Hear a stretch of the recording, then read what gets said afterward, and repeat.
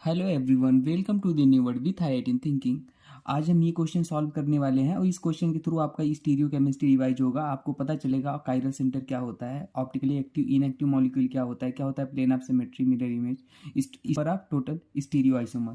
ठीक है, इस क्वेश्चन से बहुत सारी चीज़ें आपकी क्लियर होने वाली हैं। ठीक है, तो आइए हम कॉन्सेप्ट स्टार्ट करते हैं। हम क्वेश्चन को सॉल्व करेंगे, साथ साथ में ट्रिक टेक्निक भी देखेंगे, जो भी चीज़ें रिलेटेड होंगी इससे। ठीक है, तो पूछा था नंबर ऑफ स्टीरियो आइसोमेरिज्म। तो देखो, हम आप स्टीरियो आइसोमेरिज्म देखने के लिए आप क्या देखोगे, पहले देखो क्या इसमें कोई कायरल सेंटर है। अगर कायरल सेंटर है तो खोजो। आप कहोगे कायरल सेंटर क्या होता है सर, तो हम थोड़ा सा कायरल सेंटर के बारे में आपको बेसिक आइडिया दे देते हैं। देखो, कायरल सेंटर होता क्या है। अगर कोई भी कार्बन, बेसिकली sp3 कार्बन, ये याद रखना, 4 डिफरेंट ग्रुप से जुड़ा हुआ है, A B C D। ठीक है, sp3 कार्बन 4 डिफरेंट ग्रुप से जुड़ा हुआ होता है, तो उसी को कहते हैं कायरल सेंटर या कायरल कार्बन। ठीक है, और कायरल मॉलिक्यूल अलग होता है। कायरल मॉलिक्यूल अलग होता है, वो हम आगे डिस्कस करेंगे, आपकी सारी चीज़ें बताएंगे, सारी डाउट बताएंगे आज। ठीक है, तो देखो यहाँ पे एक ये वाला कार्बन जो दिख रहा है ना, यहाँ पे ये कायरल है और ये कायरल है। अब कहोगे कैसे, देख लो। इस कार्बन से ये देखो इधर गया है, ये ग्रुप पूरा अलग है। इधर आ जाओ, इधर आ जाओ, इधर आओगे यहाँ मिथाइल है। इधर आ जाओ, इधर आ जाओ, यहाँ ऑक्सीजन है। तो ये ग्रुप अलग है, ये ग्रुप अलग है। बाकी एक हाइड्रोजन तो लगा ही है, वो अलग हो गया। तो ऐसे ये हो गया, ये कायरल सेंटर हो गया। यहाँ पे देखो, यहाँ पे कायरल सेंटर क्या होगा, इधर जाओगे अलग ग्रुप लगा है, इधर जाओगे ऑक्सीजन आ रहा है, इधर मिथाइल और ऊपर अलग। तो ये भी 4 डिफरेंट ग्रुप से जुड़ा हुआ है, कार्बन sp3 हाइब्रिडाइज कार्बन। तो अब कहोगे यहाँ पे कायरल सेंटर कितने हैं। कायरल सेंटर हमारे हो गए 2। Chiral centre 2। तो अब कोई कहेगा नंबर ऑफ स्टीरियो आइसोमेरिज्म निकालने के लिए 2 टू द पावर n कर देंगे हम। n कर देंगे तो क्या हो जाएगा, 2 टू द पावर 2 बराबर 4 आ जाएगा, जो कि आप गलत हो जाओगे ना। देखो, यही तो इस क्वेश्चन में क्लू था, बहुत ही बेहतरीन क्वेश्चन था, ध्यान देना।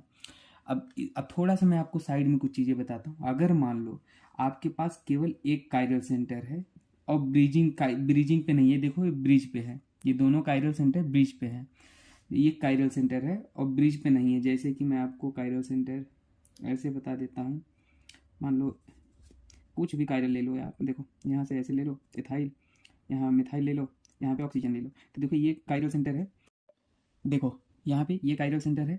तो ये कायरल सेंटर यहाँ पे हमारा कितना स्टीरियो आइसोमेरिज्म दिखाएगा, 2। एक कायरल सेंटर है तो कितने स्टीरियो आइसोमेरिज्म होंगे, 2 नॉर्मल केस में। ठीक है, अगर एक कायरल सेंटर है। ठीक है, अब देखो, लेकिन अगर मान लो यहाँ पे ये वाला स्ट्रक्चर आप देख लो, यहाँ पे 2 कायरल सेंटर हैं, एक ये है, ठीक है, और एक ये भी है। ठीक है, दिख रहा है आपको, क्योंकि ये डिफरेंट ग्रुप हुआ, ये डिफरेंट ग्रुप हुआ, यहाँ से जाओगे ऑक्सीजन, यहाँ से जाओगे ये, तो ये डिफरेंट हुआ। 4 हैं, ये कायरल सेंटर, ये कायरल सेंटर। तो यहाँ पे हमारे 2 कायरल सेंटर है, और 2 कायरल सेंटर होते हैं तो वहाँ पे हमारा कितने स्ट्रक्चर आते हैं, या तो आर आर आता है, या तो इसका नाम आर हो गया, या तो इसका नाम इसका भी आर होगा, या तो आर यस होगा, या तो यस आर होगा, या तो आर आर होंगे, या तो आर यस, या यस आर, या यस यस। अब कोई कहेगा आर एस नॉमेनक्लेचर ये क्या होता है सर, तो ये आर एस नॉमेनक्लेचर होता है, ये मैं आपको बाद में बताऊंगा, अभी आप ऐसे समझ लो। ये आर और यस को ना एक ही मानते हैं। ठीक है, इसमें ये कुछ भी हो सकता है। तो हमारा इसमें 2 कायरल सेंटर होगा, तो इसमें हमारा क्या हो जाएगा, 3 आ जाते हैं। तो स्टीरियो आइसोमेरिज्म आप निकालोगे तो 3 इसमें कंसीडर करोगे। अगर एक कायरल सेंटर है तो 2 निकालोगे, बस इतना सीधी बात से याद रख लो ऐसे केस में। लेकिन अगर ब्रिज पे आपका कायरल सेंटर आता है ना, तो वहाँ पे आप क्या कंसीडर करोगे पता है, आपका या तो ये आर ही होगा या तो यस ही होगा। इसका भी या तो आर होगा या तो यस होगा, लेकिन यहाँ पे फ्लेक्सिबिलिटी होती है, यहाँ पे आप बदल सकते हो, या तो आर होगा या तो यस होगा, दोनों हो सकते हैं। लेकिन अगर ब्रिज आ गया ना, तो एक ही पॉसिबिलिटी बनती है ना, या तो आर या तो एस, या तो आर या तो यस। इसमें फ्लेक्सिबिलिटी नहीं होती है। 4 के बदले में क्या आ जाएगा, 2 आएगा। अब 2 क्यों आएगा, क्योंकि देखो ये कायरल सेंटर है दोनों, तो ये कायरल सेंटर है, तो अब इसमें क्या करोगे, हमने बोला फ्लेक्सिबिलिटी होती नहीं है, तो इसका एक मिरर इमेज आएगा, एक स्ट्रक्चर इसका मिरर इमेज आएगा।